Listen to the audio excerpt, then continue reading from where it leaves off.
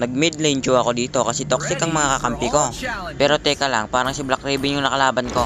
Kaya nag-type ako ng legit Black Raven. Tapos dito nagsabi siya ng fake. Fake pala. Kahit fake ka, ita-target lock pa rin kita.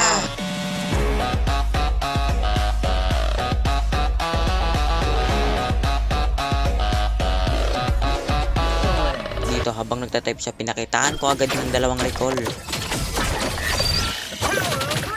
Patay ka. Dito habang tumitipis siya, pinakitaan ko agad ang double dash.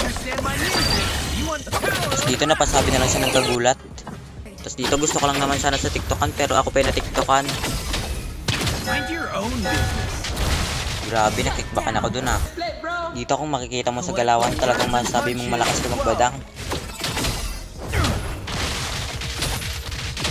Abay, napakasakit. Tapos dito sinabihan ako ng Aba, yumayabang ka. Dahil ginanyan mo ako, ipapatikim ko sa'yo ang hindi mo makakalimutan ay gagi.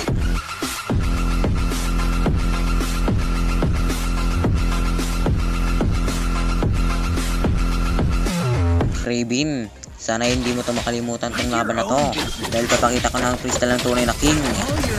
Nice game sa'yo, Raven.